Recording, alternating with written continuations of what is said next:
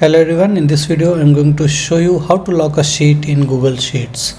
So first of all, open up the Google Chrome or Safari web browser, then open the Google Sheets website. Once you're here, now open up the sheet that you want to lock.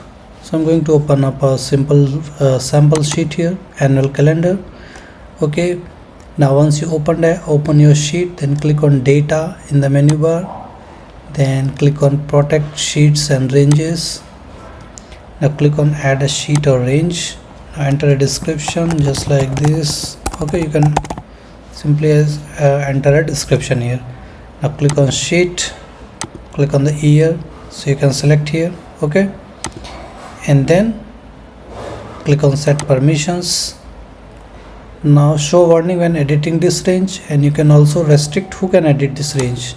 So only you, custom or copy permissions from another range. So suppose I am going to click on restrict who can edit this range, only you.